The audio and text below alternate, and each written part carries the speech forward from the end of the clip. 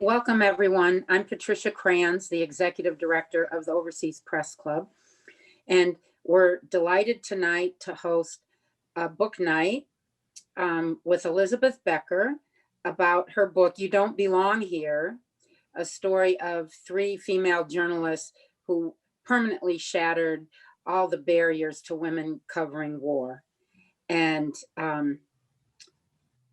I read the book. I highly recommend it. I read it in a couple days. It's so fascinating and gripping.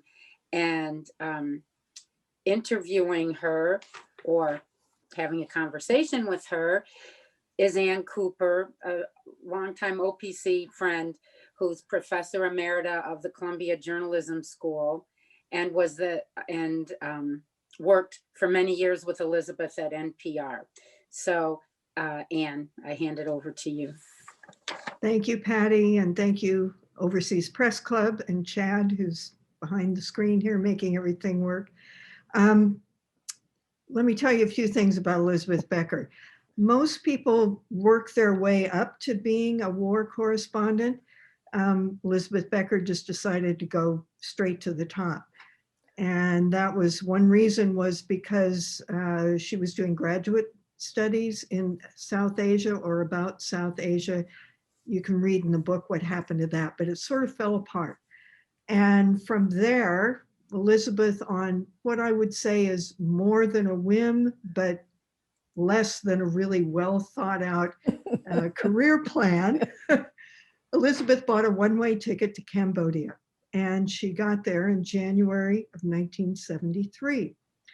4 months later, she was a contract stringer for the Washington Post, Newsweek magazine, and NBC radio.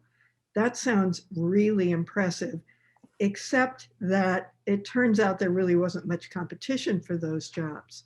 And the reason was, if you were a heavy hitter journalist, meaning a guy, in 1973 and covering the war, you were in Saigon. So the Washington Post Saigon bureau chief, who's not named in the book, hired Elizabeth to cover Cambodia because she was living there full time, but noted that she was the only person in the country at that time who was, quote, vaguely qualified for the job. I don't know if that's what he actually said, but anyway, that's the quote in the book. And I thought that'd be a great resume line. I was vaguely qualified for the job, especially because Elizabeth took that little opening and, slammed the door open and built a career, quite a career. I met her almost 2 decades later. She'd become a book author. She was named the senior foreign editor at NPR, which had a growing international staff that was becoming very important and as important as the New York Times and Washington Post and everyone else who was so well known for covering international affairs. She left NPR and went to the New York Times, where she covered national security and foreign policy.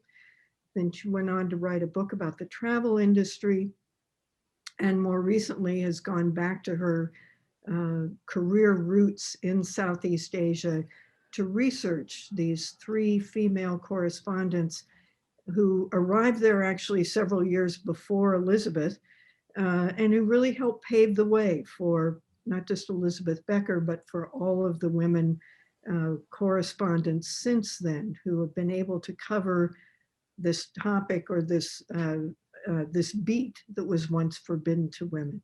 So Elizabeth, tell us a little bit about the women you've written about.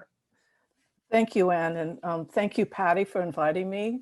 Thank you, Overseas Press Club, and Chad behind the scenes. It's wonderful to be able to tell this story because, as I write, the women's story was buried. One of the reasons it was buried was that, in fact, in that era, women were not considered qualified to do anything but be a foreign was not qualified to be a foreign correspondent. If I could see the book cover, please. Here they are. At the top is Catherine Leroy, The middle is Frances Fitzgerald, and at the bottom is Kate Webb. Now, they came in 1966. Now, let me just tell you what it was like for women in journalism. Most of the women were in women's sections. Women were not considered fit to cover sports, much less be sent overseas. Women were not staff foreign correspondents. The very rare exception proved the rule. And what did they go to when they got, so they had to pay their own way, they had no jobs, few connections. And the climate they entered was probably the most masculine that you could possibly go to. And I'm just going to tell you read a little bit from Peter Arnett, the Pulitzer Prize winning correspondent, who said, "The Vietnam press corps was a male bastion that women entered only at the risk of being humiliated and patronized. The prevailing view was that the war was being fought by men against men, and women had no place there. They didn't belong there." So next, please. Kate Webb. All three women had completely different backgrounds from the other. They came from 3 continents. Kate, Australian. She had a philosophy degree, was attending art school, became a temporary news copy girl in order to make some money. And in the process, in a Sydney newspaper called The Mirror. She went on to to Vietnam, where she became an extraordinary combat reporter. She then was assigned to Cambodia, where she became, as far as I can tell, the first woman bureau chief in a war zone. This was for United Press International. Certainly in the Vietnam War, and certainly there was no women even in combat, covering combat in World War II. And there is a prestigious award named in her honor, the Kate Webb Prize for the best Asian journalist. Next, please. Frances Fitzgerald, the one American, a woman with great privilege, wealth, very smart, honors graduate of Radcliffe, but she was a woman, and Newsweek told her she was only qualified to be a researcher, not a writer.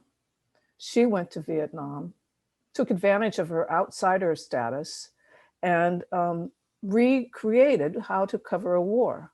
She did not focus so entirely on the battles, but what the war was doing to the country, the people, and the culture.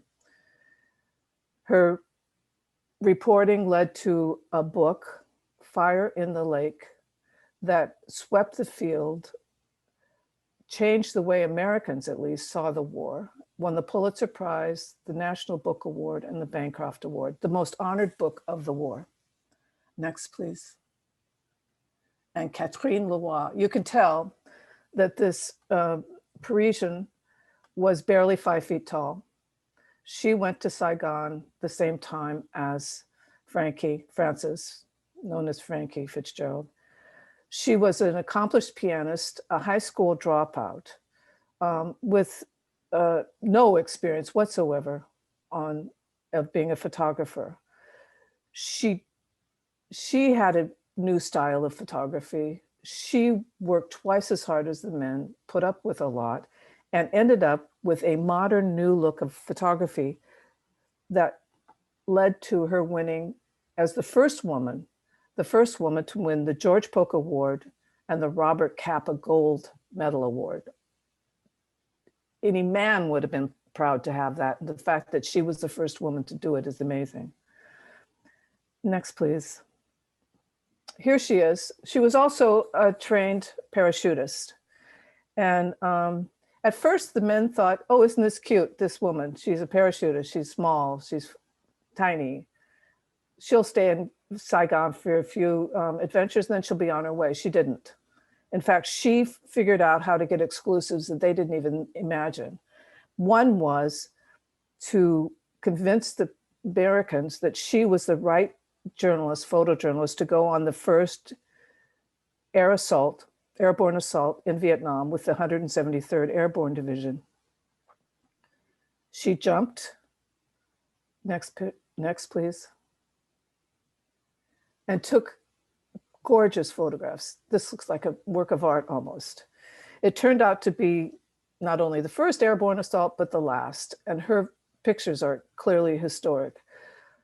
This is an aerial view, but she also pioneered a look that she called going for the eyes, an intimate, looking at war through an intimate lens rather than heroic. Next, please. I hope you can see what this means. Here she is. She took the photograph of these soldiers. She covered them in the battle, but then the shot that she really worked on was this one, where they're carrying their wounded comrade who would die. You can see on their faces the wear and tear, the anguish of the war. And that's what sort of set her apart and made it a precursor for which her photographs became famous and why she won the award. Next, please. This is one of, you see the Vietnamese woman, a look you rarely see, a villager looking at a soldier, not sure, picking up debris from a battle, a little horrified, a little scared, a photograph that stood out. Next, please. Now, the reason she could do this was because there was one photographic editor who had the radical idea that he would buy for AP any photograph that was good, even if it was taken by a woman. That sounds normal here in 2021, but that had never been before. And his name is Horst Voss. He was the photo chief of Associated Press. He himself was a Pulitzer Prize photographer, and he turned AP into the big, the best photo agency. And thanks to him, Katrine and the women who followed her were able to break through in now, as you know, many, many women war photographers are in the field recognized. Next, please. Frances Fitzgerald.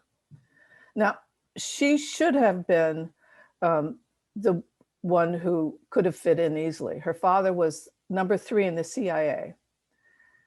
She had connections, and everyone presumed she would just float in, use her connections, be sort of a dabbling in journalism, something like a dilettante. Nothing could be more the opposite. She used her outsider status to come up with a very different way of looking at the war. Some of the examples are, after a battle, instead of going directly to Saigon to write it up, she went to the civilian hospital nearby and saw how dreadful and odious the care for these refugees were, people who had been wounded in the battle, lost their homes, and there was no help for them. And that was part of a way she said, okay, I'm going to look at villages, I'm going to look at the broader scope, the history. And she did things like, this is 1966, which may sound normal to you, but in 1966, most of the reporters took it for granted that the US effort maybe had problems, but that it was a good effort. She was skeptical. She'd grown up around people of power, and she examined the actual basis of the policy and found a lot of faults. I think one of the last of her pieces that stands out is she did a profile of Saigon, and instead of talking about the beautiful city, the power places, all that, she concentrated on the slums. She showed how this was the new face of Saigon, that the people who were being hurt, losing their homes, had to flee to Saigon, where they were in wretched conditions, no sewer, no water, all that sort of stuff. And so she then left, went to the United States, did horrendous research, and wrote Fire in the Lake. As I said, it swept the field. She was 31 years old. New Yorker considered it so important that it was serialized in 5 parts. And they had not given that much space to original war reporting since the piece on Hiroshima by John Hershey in, right after World War II. Now, her mistake was that her book came out, her mistake, I should say, one of the problems that her old colleagues saw was that her book came out the same year as David Halberstam's Best and Brightest. And to say that the colleagues were shocked that she swept the field and David Halberstam came away empty-handed was nothing, they thought there was something wrong with this. And there was a belittlement, there was too harsh of a critique. And I think it shows up in the fact that in 2017, when Ken Burns had his big series on Vietnam for PBS, he had an addendum of the 58 most important books, history books on Vietnam. Frankie Fitzgerald's Fire in the Lake was not on the list, and it was the most honored of the books. Next, please. And she was devoted. Here she is in 1973, going across to, right after the peace accords that did not bring peace, crossing over to the NLF side, right after it became open.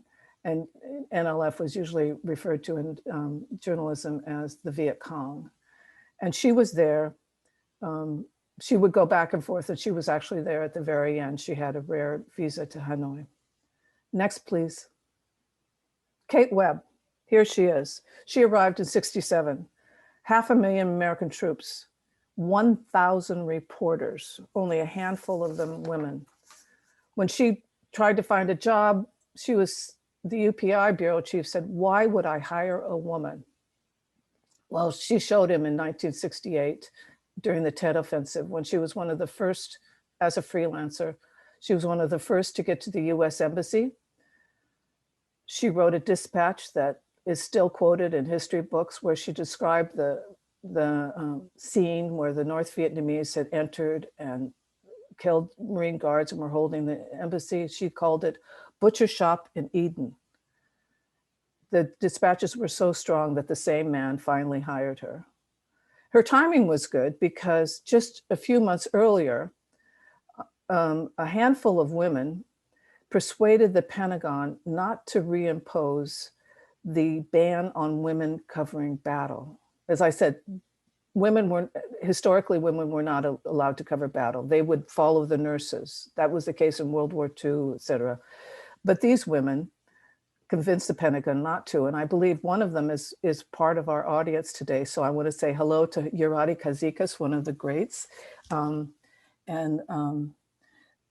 She was part of the group. So Kate was able to take advantage of that. And what she did, her approach was to become one of the boys. She joined them in drinking, and she was really, really allergic to anybody saying that she believed in women's liberation. And I want to just make this a point. These women, they barely knew each other. There were no sisters in arms kind of moments. And to even mention the word women's liberation was, you're gonna get laughed at. Women's liberation was considered a crutch, something to denigrate. And only when you read her diaries and her notebooks would you realize how much she suffered from sexual harassment and things like that. Anyway, she did well. She was assigned to Phnom Penh when the United States expanded the war into Cambodia. It was the most dangerous time of the whole Vietnam War for journalists. In 4 months, as many journalists were killed in Cambodia as in the preceding 6 years in Vietnam. And one of those killed was her boss. And very quietly, next please. This is the kind of war that led to all those casualties. Boy soldiers, chaotic. Next please. One of those casualties was her boss. And without a word, a press release or anything, Kate was named the bureau chief. Kate did not want it to be pointed out that she happened to be a woman. She did not want any victory laps or anything like that, with the idea that any kind of saying she's a woman this or woman that would be a lesser. She stayed along on the, under her byline, stayed under the radar. But she also, danger caught up with her 1 year later when she was captured by the North Vietnamese inside Cambodia. And for 23 horrendous days, she didn't know if she would come out alive. She wasn't tortured, there was no rape, but it was a wearying, difficult time. When she finally got out, she realized that she'd been declared dead, and the Kate Webb legend was born. I mean, her story was everywhere. She became a legend. Next, please.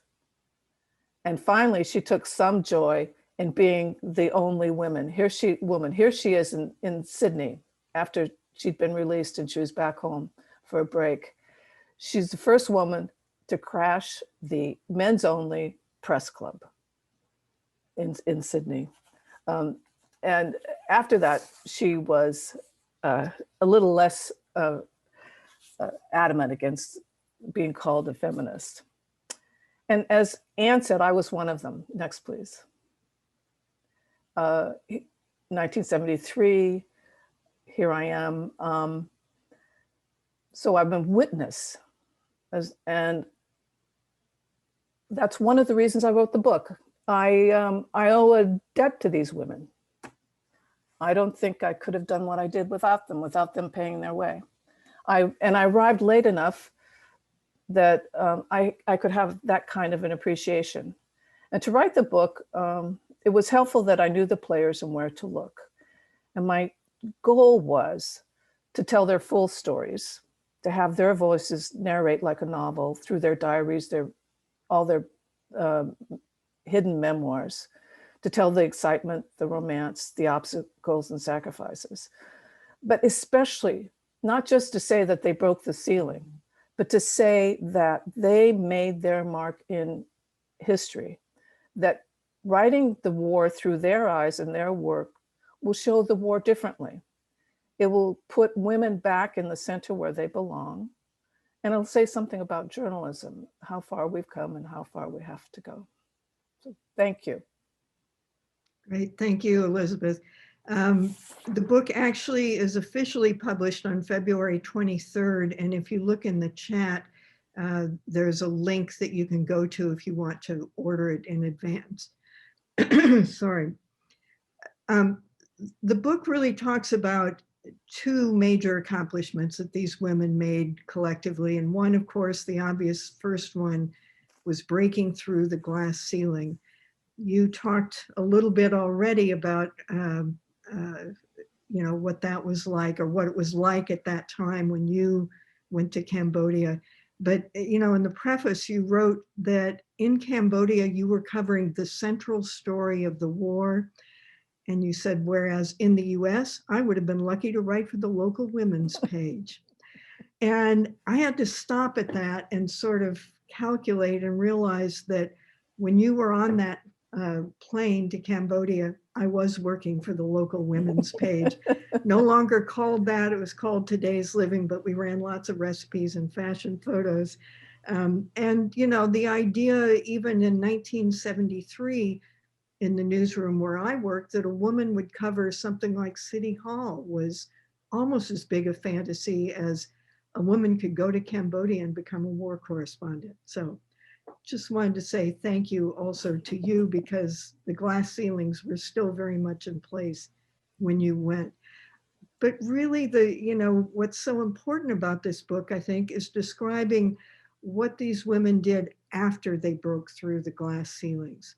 And I think you've got some more examples that can help us understand with each of these women, what is it that they brought to the story that was different? Well, to go back to Frankie, just what I just described, that she refused to be solely what they called bang bang, but to cover the war as battle. And I'll read from The Tragedy of Saigon, that was the last thing I mentioned, rather than read from her book, which was later. remember, she's in her mid-20s, and she is coming up with these amazing way to look at war. One of her colleagues said she put foreign and foreign correspondent. She had such a different take on it.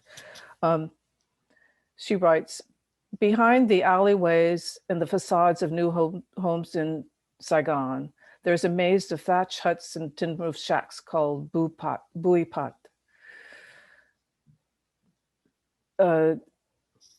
Here and there, amid the chaos of shacks and alleyways, new concrete buildings rear up in a splendor of pastel face walls, neon lights, and plastic garden furniture. Bui Pat is the new face of Vietnam. From Da Nang in the north to Rakiga, the slow port base at the base of Delta, the new slums, these crust villages, spread all over the cities and garrison homes, everywhere that the refugees can find a piece of land sheltered from the war. In the past year of the American buildups, 500,000 people have left their villages to be counted as refugees, and there was no money for them. No other, I could not find any example resembling that. And that's why I write so much about what the others were writing. Now, Kate, I have to see if I can do this. Yes, here we are, if you don't mind. Life and death of a copter crew, Tay Ninh, Vietnam. There are times when the Vietnam War makes a reporter's fingers shake while holding a pencil. My pencil wobbles as I write the story of two young helicopter gunners I knew briefly as Smitty and Mac. I saw them go to war many times. Now I have seen their bodies come back, and that is why this is a hard story for me to tell. It is a story of Smitty, Special Forces Roger Smith of South Point, Ohio, red-haired fellow with a slow grin, and Mike McCaffrey of Lynn, Massachusetts. It is also a story of the 900 helicopter crews shot down in this war over the jungles and rice paddies. I had intended to write about the thousands of crews, young men like Smitty and Mac, who fly helicopters. But except for Smitty and Mac, the story no doubt would not have contained that impersonal language of the Army War Report, words saying crashed and burned, all 4 crew members killed in action. Smitty and Mac laughed when they found I was trying to write a story about their lives, but then they laughed about everything. No, I couldn't find any example of a man even close to that. I don't want to say it's gender per se, but as outsiders, they found they were much more interested in the humanity of the story, and they both dug deep into what was then called the locals, i.e. the country where the war is being fought. And again, there are a couple of New Yorkers, Jonathan, there was a couple, but also because Frankie was the only long form magazine writer. I mean, she went to Vietnam and she made long form her thing. And to show you just how the difference, she didn't have a cable card. Every single article she mailed from the Saigon post office. So they added, it's now taken for granted you want to know the country you're writing about. Whereas you will see in the reporting then, it was, what are the Americans doing? What is the policy? So the war is not narrowly defined by the battles. It is the country you're going to, the culture you're changing, and the way it's going to change your country. So that's why Fire in the Lake, Vietnamese and Americans in Vietnam, even the subtitle tells it. Great. This was the point where I was going to say you can put questions in chat or Q&A, but I see people are already doing that. And I will get to those. We'll try to get to everybody's questions, but I have a couple more things I want to ask about. One is, the men who were reporting from there were reporting, in maybe a different way than what you've just described, but also coming under, pressures as well. Mm-hmm. They were called anti-war. David Halberstam, Neil Sheehan, Peter Arnett, Malcolm Brown. I can't remember which one of them said this, but years later, one of them said, we were always accused of being anti-war, but we were not. When we went there, we did not actually question the fundamental premise of going to war. What we were doing was going to the battlefield, seeing what was going on, then hearing what, the military was saying at the 5 o'clock follies and reporting that, they're lying. Mhm. So it was kind of basic accountability journalism. But it still, got them labeled as anti-war, nasty calls from the White House, get rid of that guy, move him somewhere. And I wondered, the women had all kinds of their own pressures, but was that one that they experienced? Were they, denounced as anti-war, and were they anti-war, do you think? Oh, no, they were, yes, they were denounced. And Frances Fitzgerald, because she questioned the very basis, unlike Halberstam, Sheehan, and Brown, she questioned the very basis, and she went out of her way to make sure people were, she's not anti-war. She questioned the domino theory. She questioned if Americans knew what they were doing in Vietnam. And I have to, and Kate went out of her way to make sure that she was not, her loyalties, one side or the other. She was very sympathetic to what was going on, but she did. And I have to say, one of the best examples, which doesn't include these three women, but 1973, Silvana Foa uncovered how the United States was illegally helping in the bombing of Cambodia. She wrote a big piece for UPI, and she was thrown out of the country, very much with the help of the American Embassy. A week or so later, Sidney Schamberg of the New York Times wrote the same story, and he got nothing but praise. And you were much more vulnerable as a woman. I didn't go into the sexual aspect. I think you can read about that in your book. I mean, the men love to gossip about the women's romantic life, but rarely acknowledge their accomplishments. So it was a different, Halberstam, Brown, and Sheehan were in the early 60s during the Kennedy period. All of us came later. The three women came during the Johnson period. Okay. You mentioned earlier the one time that the women correspondents banded together to fight. General Westmoreland was trying to get them banned from the battlefield, or, Right. So they couldn't go, they couldn't stay overnight. So basically they couldn't go. Well, why is it that they came together that one time and not again? I mean, it just seems like they're all under siege. Why wouldn't they be looking to each other for comfort and support? Okay. First of all, I can't tell you how few were actively journalists. Okay.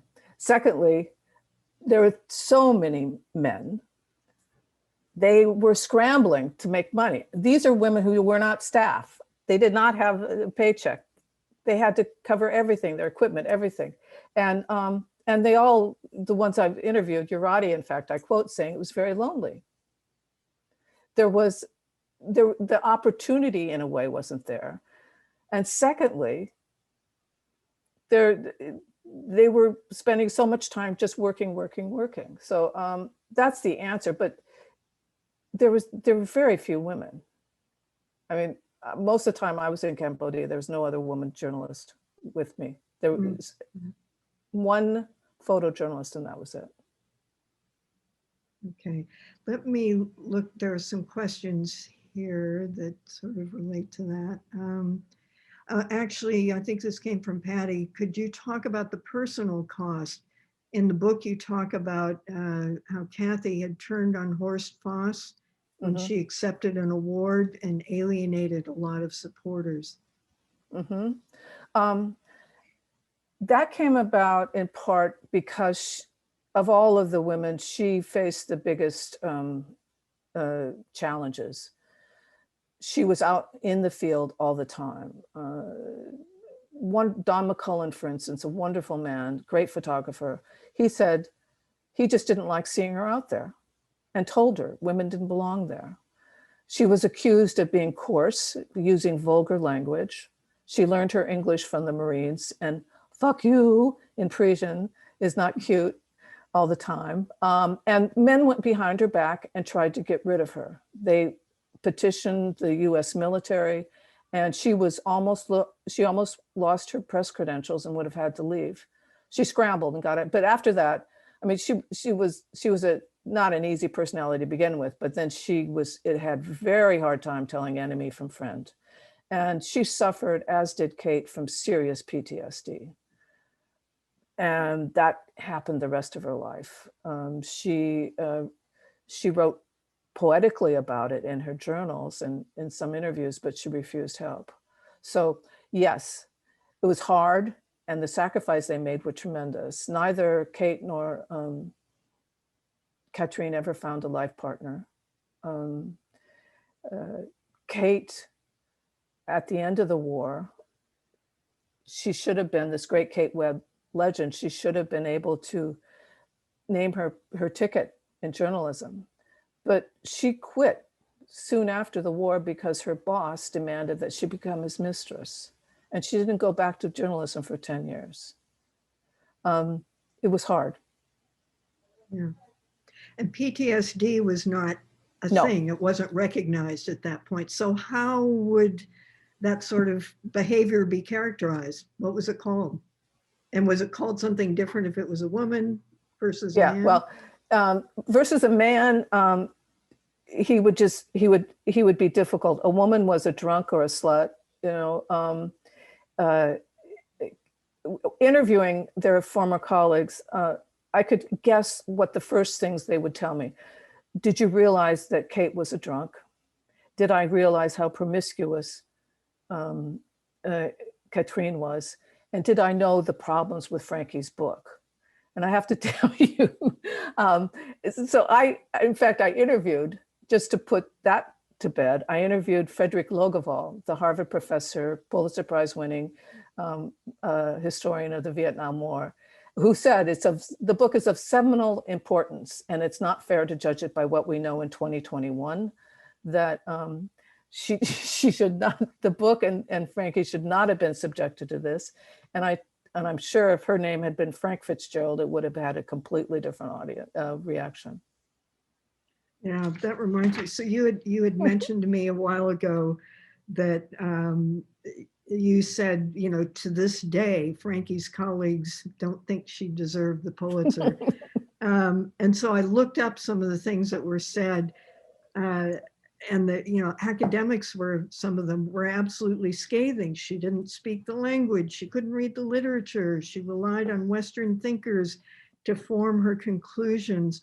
She got the Vietnamese character all wrong. And I wondered, did anybody ever go after the guy's books in the same way? No, and the other thing I say in the book is that she was the only one who answered that question. No one else, first of all, she recognized the question, and then she tried to answer it. And you did not have an academic book or a journalist, and she was praised for doing that she bridged the gap. And John Fairbanks, who's the dean of all studies Asian China, he said a decade later that the lack of understanding, the academic lack of understanding during the war was their Pearl Harbor.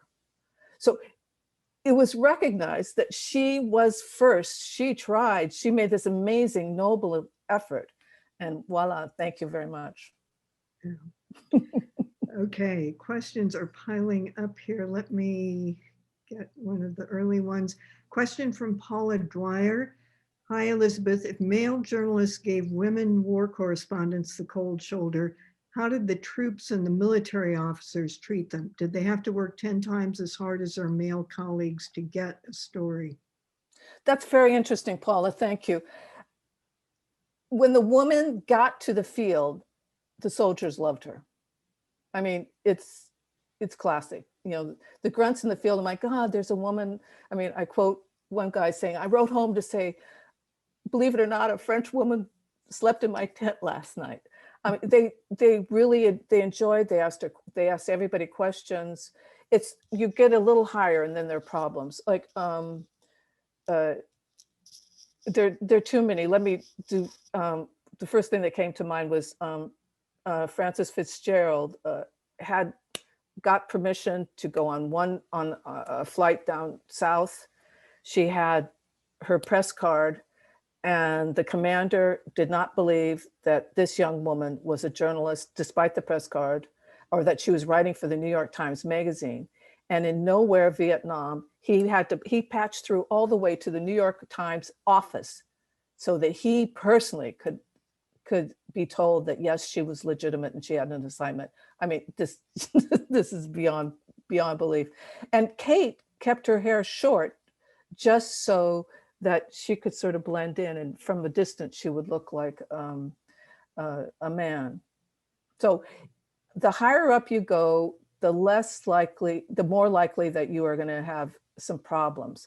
The low level, the soldiers in the field, no, they thought it was cool and couldn't believe that you'd do it. And why in the world are you wasting your life doing this? I mean, Kate was asked routinely, why are you doing this? Why are you risking your life?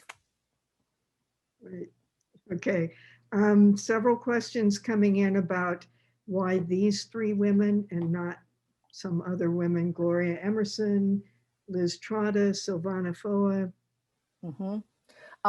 And as I tried to say at the beginning, these are the women who not only broke through the window, but made these very recognizable accomplishments. And I say in there, in no way does that mean there weren't others. Gloria Emerson, after Kate and Frankie and Katrine broke through, then Gloria lobbied from her job in Paris as a fashion reporter to go to Saigon for the New York Times. And so your equations, it was great, but these three were standouts on all levels. The risk taking, the cracking, etc. Liz Trotta, NBC, great reporter, sent in and out, in and out, in and out. In no way does it denigrate them. And Silvana's my old buddy, and she helped me a lot putting this book together. Good. There's a question from one of our former colleagues, Mary Kay Magistad. When you were foreign editor at NPR, 20 years after you'd started in Cambodia, what struck you about what was the same and what was different for young female correspondents, particularly those covering conflict? And what about today? Are you more surprised by what progress there's been in the professional opportunities and respect given to female correspondents, or that there isn't more? Okay, I'm going to embarrass all of you. Mary Kay. What I was happy about was that it was accepted that women could do it. But what rankled me was that too many of them, including Miss Cooper and Sylvia Poggioli, were not given the status they deserved because they were married to men. And so why did they need to be staff? And I had to go to the board of directors to plead that these women deserve staff and that you can't do this. I mean, Sylvia Poggioli and Cooper, it was crazy. And then with Mary, and then I'll really embarrass you, Anne. There was another correspondent in Africa when Anne was in Johannesburg, who's always had a problem whenever a war broke out. And Sorry. And I had to say, can't you send Dan Cooper? And I finally removed him from his post because the staff correspondent would rely on a woman to go into war. And Mary Kay, the thing about all of you women was that I always had to call and make sure that you guys were eating, that you overworked. I will end with the thing, but so you were on your way, but not enough of you were staff.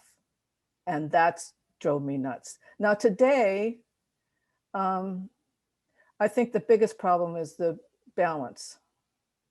It's so hard still for women to be foreign correspondents without the kind of life balance that they need.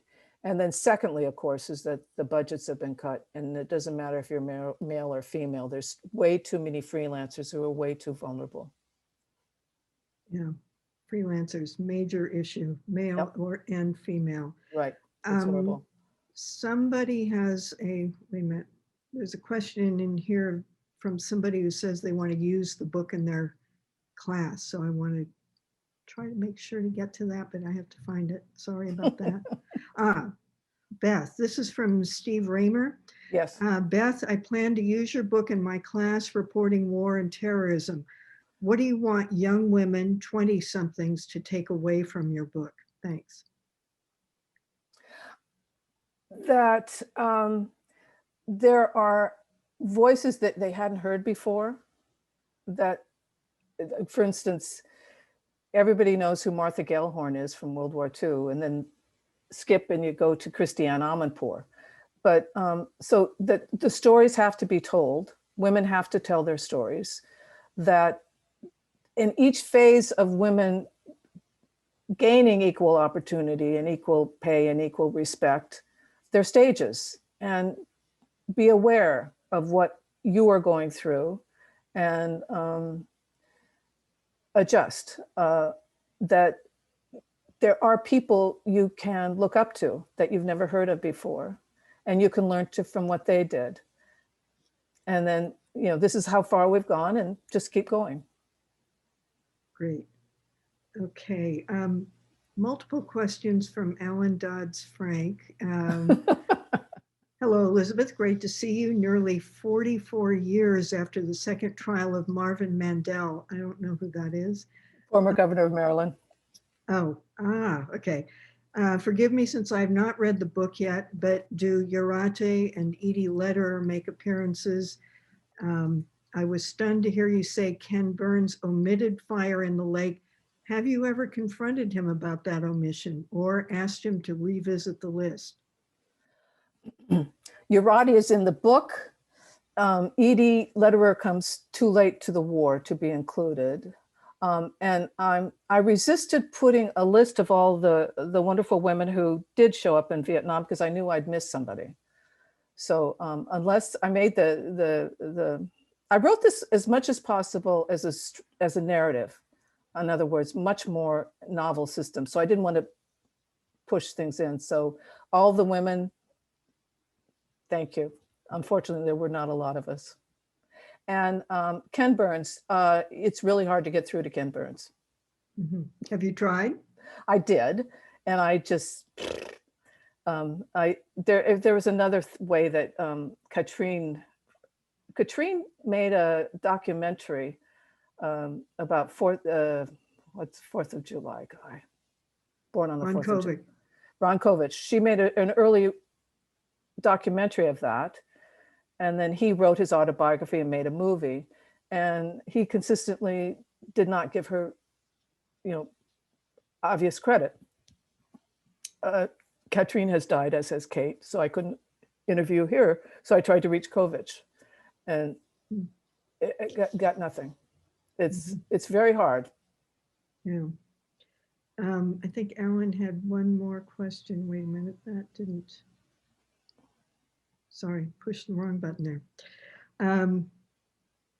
Also from Alan Dodds-Frank, was the effort by the US government to conceal the bombing of Cambodia the worst offense by the government in that war?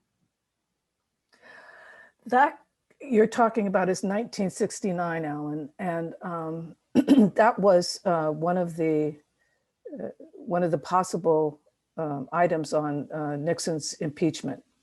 Speaking of impeachments, and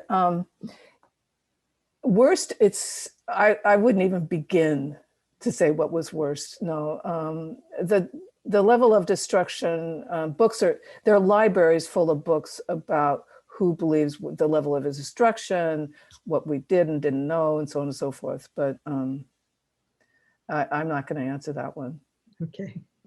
Another NPR question here. Deborah Amos, are you surprised that most war correspondents are now women, especially in the Middle East? Ann Barnard, Liz Sly, Alice Fordham.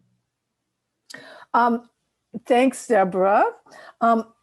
In fact, in a way, no, because all of you at NPR were so great.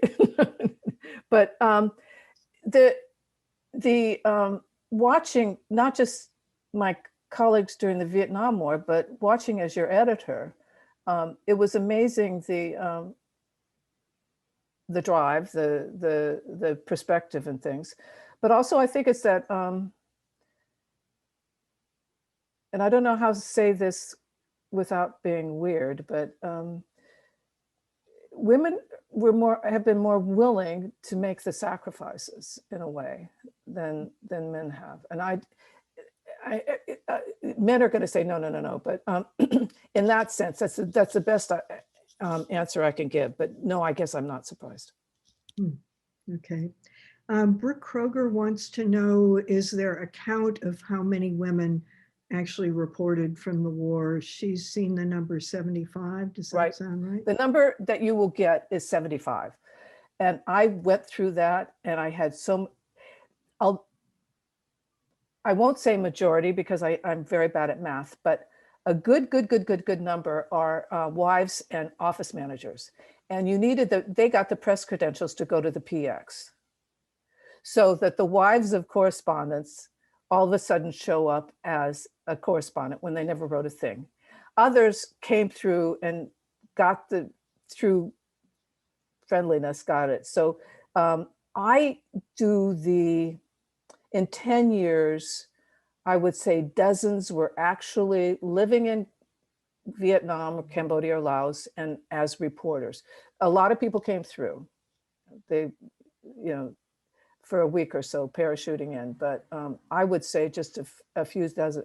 It's very hard, but when you go through the list, and I've had conversations with other reporters, women, we had so much trouble just figuring that out because it was a catch-all. Yeah. Okay. Question from one of the people in the book, Urate Kazikis. Yes. Elizabeth, wonderful conversation. Please talk more about your own experience with discrimination and sexism that you experienced while covering the war in Cambodia. Hi, Urate. And thank you for being part of the audience. It was a surprise because I came straight from graduate school where, we had our own form of whatever, but I thought I was in the grown-up world and all of that would disappear. So, of course, people were the men were far too interested in me as a woman who romantic, blah, blah. And I found I had to watch who I even went out to cover a war with, because you never knew who's going to put the makes on you. And I would lock my room at night because I lived in the hotel. And then there was a very public out stuff, like at the end of a briefing, one of the political officers asked me, who was my father? I said, what? What does your father do? I said, my dad sells real estate in West Seattle. And he said, he's not part of the embassy. And I said, no. And he says, what are you doing here? You can't be here. You're not a journalist. That's the picky little day. Once I got those strings working for the Post and Newsweek, a target sort of was on my back because, yes, there were more than a few men who thought they should have gotten those strings. So there was a anonymous Reuters stationery satire about me and a couple other women who were visiting, and how I, in particular, the only reason I got those jobs because I used my feminine wiles. And the last was when a new ambassador arrived, and we're at his first press conference. He asked one of my colleagues to repeat the question because he was distracted by my legs. So it's annoying to disturbing, and you never knew if you're being treated that way if you're a woman or because you did do something wrong. And that's the problem, I think. Mhm. So you stayed with the story of Cambodia for forever, really. I mean, Yep. up to today. Talk about that. I mean, was it hard to when you leave the war? Is it hard to leave it behind? What kept you going back and writing a book and then updating that book and now doing this book? Oh, it was impossible. I had no idea how it gotten inside of me. And that's why I was so relieved doing this research to see the same with the three women. They could not leave. It just goes inside of you. So my misfortune was that, you fall in love with Cambodia and it goes from war to genocide. And I couldn't let it go. And I had to write that book. And I had to find the people. I had to make the testimony. It's, you know, it's, good or bad. We all fall in love with the country. And I, I've come to think it's a blessing and not a curse. And the end of the book, I said that Frankie was in Hanoi. Well, she went out of her way to make sure she was following up on the story. Kate made sure that she followed up, and she talked Hong Kong into sending her to the USS Blue Ridge. So she was on the ship as the Americans were evacuated to the ship. And Katrine, just dropped everything and flew to Saigon. So she would be there and to show what had happened take photo at the end. So that the depth of feeling and what that war means and what it says about history and humanity, it's irresistible. Somebody had a good question about Laos. Did any of these women spend time in Laos? Was there any acknowledgement or discussion of the secret bombing campaign in their personal documents or in your experience while you were there? There was one woman much earlier, but she did not stay. It was very hard. Very few live posted there. So no, the short answer is no. And she's right to bring it up because it was totally undercovered. Mm-hmm. I think this is from Chad, who says there's a second set of 4 photos. Just wanted to know if you were planning to show those. Well, I read from Frankie and Kate, and so I just want to quickly show some of Katrine's photographs. If you could just have them go by, please, Chad. Fleeing battle. Next, please. A soldier between boredom and terror. Next, please. One of her most famous. This is a medic. No one could believe that Katrine got this close in the middle of one of the worst battles. And she took a series of photos for in Wilkie of this man who was trying to save the soldier. He dies. The medic cries out, takes the weapon, and then goes into a foxhole and there to kill the Vietnamese. And Katrine is with him this close. And that's what she means. You had to catch the eyes. And then the last one, she's there when the North Vietnamese go in. Thank you. Thank you, Chad. Yeah, so the medic photo there, you describe in the book that, sort of her hallmark was intimate portraits during battle. And that guy he was 20 years old and from Phoenix, Arizona when he was there. And tell us about years later, she goes and does another photo assignment of him. Oh, it's tragic. And it was her last photo assignment. They track him down. He has several daughters who he doesn't talk to. His body is covered in tattoos of all of the people he knew who were killed in Vietnam. He's this side of homeless, and he's a mess. But Katrine, he agrees to allow her to come and take a photo essay of him for the anniversary of the war's ending. And it would have been about, I'm very bad at math. 2005, yeah, 2005. And he dies it is in Perry Match, big spread. She dies a few weeks later, but he never recovered from the war. And that's the sad part of this whole thing, is that you have to tell the whole story. You have to follow it through. And she did. Yeah. There's a message here that I want to read to you from, sorry, Lily Sisambot. Okay. I think what Lily is trying to write here is, we also fell in love with you, Elizabeth, a sincere friend of Cambodians. Thank you, Lily. Yeah. Okay. And then this may end up, oh yeah, we're almost at 7 o'clock. This may end up being the last. Susan Walker. Hello and thank you, Elizabeth Becker, for your book, An Incredible Career. Wonderful to see and hear about incredible journalists for whom I have the greatest respect, like you, Silvana, and others who became friends, Gloria E. and Mary Kay. You all covered the humanity of the story.